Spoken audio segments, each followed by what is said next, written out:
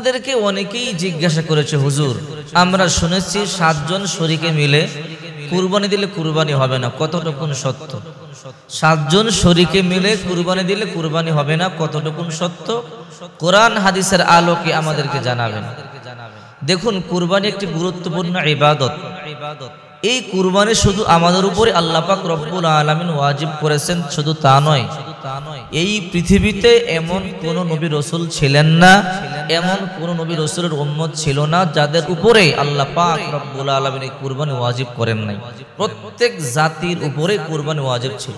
আল্লাহ পাক রব্বুল আলামিন সূরা হজের 34 নম্বর আয়াতে বলেন, ওলি কুল্লি উম্মাতিন জাআলনা মানসাকান লিয়াযকুরু ইসমাল্লাহা আলা মা রাযাকাহুম মিন বাহিমাতিল আনআম। আমি নির্ধারণ করেছি প্রত্যেক জাতির উপরে কুরবানি যেন তাদেরকে প্রদত্ত চতুষ্পদ জন্তুর মাধ্যমে আল্লাহর নাম স্মরণ করে।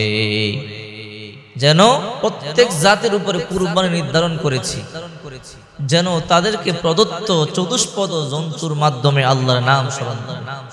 এতে বোঝা যায় ইব্রাহিম নবীর উপরে কুরবানি ওয়াজিব ছিল, ওনার উম্মতের উপরে কুরবানি ওয়াজিব ছিল, আদম নবীর উপরে কুরবানি ওয়াজিব ছিল, এবং ওনার উম্মতের ওনার সন্তানদের উপর কুরবানি ওয়াজিব ছিল। অর্থাৎ যত নবী, দাউদ আলাইহিস সালাম, মূসা আলাইহিস সালাম, ঈসা আলাইহিস সালাম সহ এই পৃথিবীতে যত নবী রাসূল ছিল, প্রত্যেক নবী রাসূলের উম্মতের উপর কুরবানি ওয়াজিব ছিল। আল্লাহ পাক রব্বুল আলামিন বলেন, ইন্না সলাতি ওয়া নুসুকি ওয়া মাহইয়ায়া ওয়া মামাতি লিল্লাহি রাব্বিল আলামিন। নিশ্চয় আমার সালাত, আমার কুরবানি, আমার জীবন মরণ একমাত্র বিশ্বের প্রতিপালক আল্লাহ পাক রব্বুল আলামিনের জন্য। আমাদের নামাজ, আমাদের কুরবানি, আমাদের সমস্ত ইবাদত একমাত্র আল্লাহর জন্য হবে। এবার আসুন, 7 জনে মিলে কুরবানি দিলে কুরবানি হবে কিনা? অনেকেই বলে 7 জনের শরীকে মিলে কুরবানি দিলে কুরবানি হবে না, কুরবানি একা একা দিতে হবে। প্রয়োজনে একটা ছাগল কিনে কুরবানি দাও, একটা বকরি, খাসি, দুম্বা, বেড়া কিনে কুরবানি দাও, তারপর একা দাও, শরীকে দিলে হবে না। দেখেন শরীকের ব্যাপারটা কোথা থেকে এসেছে। রাসূল করিম সাল্লাল্লাহু আলাইহি সাল্লাম একবার যুদ্ধের ময়দানে যাচ্ছিলেন, সেখানে কুরবানির সময় চলে এলো। রাসূল করিম সাল্লাল্লাহু আলাইহি সাল্লাম সাহাবা কেরামদেরকে বললেন, তোমরা কয়েকজনে মিলে কুরবানি দাও, তবে একটা ছাগলে কয়েকজন মিলে দিতে পারবে না, একা দিতে হবে। একটা গরুতে সর্বোচ্চ 7 জন। সাহাবা কেরাম জিজ্ঞাসা করলো, ইয়া রাসূলুল্লাহ, ওটে কতজন? রাসূল বলল, সর্বোচ্চ 7 জন। গরুতে কতজন? সর্বোচ্চ 7 জন। এর বেশি ওট, গরু, মহিষ এগুলোতে 7 জনের বেশিতে কুরবানি দেওয়া যাবে না, সর্বোচ্চ 7 জন। তবে 2 জন, 3 জন, 4 জন, 5 জন, 6 জন, যতজন খুশি দিতে পারবে, সর্বোচ্চ 7 জন। আবার একজন একাই একটা গরু দিতে পারবে, 5টা গরু দিতে পারবে, এতে কোনো সমস্যা নাই। তো ওই হাদিসটা রাসূল সাল্লাল্লাহু আলাইহি সাল্লামের ওই হাদিসটা রহিত হয় নাই। রাসূল যে বলেছেন তোমরা মিলে কুরবানি দাও, ওই কথা রাসূল আর উদ্ধৃত করেন নাই, সেটা রয়ে গেছে। অনেকে বলে রাসূল তো যুদ্ধক্ষেত্রে বলেছে। রাসূল যুদ্ধক্ষেত্রে বলুক আর এমনে বলুক, বলেছেন তো, সেটা রাসূল নিষেধ করেন নাই।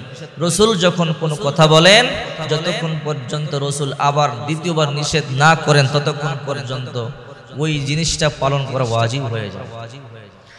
এই জন্যই আল্লাহ পাক রব্বুল আলামিন বলেন, লা ইয়ানালাল্লাহু লুহুমুহা ওয়ালা দিমাউহা ওয়ালাকিন ইয়ানালুহুত তাকওয়া মিনকুম। এই যে আমরা কুরবানি দেই, এর রক্ত, এর গোশত আল্লাহর কাছে পৌঁছে না। আল্লাহর কাছে পৌঁছে শুধু অন্তরের জজবা, তাকওয়া পৌঁছে। আপনি 7 জনে মিলে কুরবানি দিবেন, হয়ে যাবে, তবে সাবধান, সুদখোরের সাথে কুরবানি দিলে হবে না, ঘুষখোরের সাথে কুরবানি দিলে হবে না। আবার গোশত খাবার নিয়তে কেউ কুরবানি দিলে কুরবানি বাতিল হয়ে যাবে। 7 জনে যে দিবেন খুব সেনসিটিভ বিষয়। 7 জনে দিতে গেলে যদি একজনের গোশত খাওয়ার নিয়ত হয়, আমি গোশত খাবো, অথবা মানুষকে দেখানোর জন্য কুরবানি দিচ্ছি, কুরবানি না দিলে কেমন হয়, এই নিয়তে কেউ কুরবানি দিলে 7 জনের কুরবানি বাতিল হয়ে যায়। এই জন্য চেষ্টা করবেন একাই কুরবানি দিতে, বিশুদ্ধ নিয়তে। যদি একা না পারেন, একা সম্ভব না হয়, মিলে দিতে চান, শরীকে দিতে চান, তাহলে এমন শরীক নিবেন যে শরীক একেবারে নিট এন্ড ক্লিন, যাদের ঈমান সুন্দর, আমল সুন্দর, আপনি জানেন সে সুদ খায়, আপনি জানেন সে ঘুষ খায়, আপনি জানেন সে মানুষের সম্পদ দখল করে, তার টাকায় 2 নম্বরে থাকতে পারেন, আপনার সন্দেহ আছে, এমন মানুষের সাথে আপনি শরীক হবেন না, তাহলে আপনার কুরবানি বাতিল হয়ে যাবে এবং যারা শরীক হবে সবার কুরবানি বাতিল হয়ে যাবে। এই জন্য ইবাদত করতে হবে একমাত্র আল্লাহর জন্য। আল্লাহ পাক রব্বুল আলামিন আপনাকে দেখেন, আপনি দেখেন, অথবা আল্লাহ আপনাকে দেখতেছে, এই নিয়তে ইবাদত বন্দেগী করতে হবে। আপনি যখন ইবাদত করবেন আপনি আল্লাহকে দেখেন মনে করবেন, আর আল্লাহকে আপনি দেখেন না, কিন্তু আল্লাহ আপনাকে দেখে আর খালেস নিয়তে আপনি কুরবানি করবেন, তাহলেই আপনার কুরবানি কবুল হবে, নতুবা আপনার কুরবানি কবুল হবে না। আল্লাহ পাক রব্বুল আলামিন আমাদেরকে সঠিক বুঝার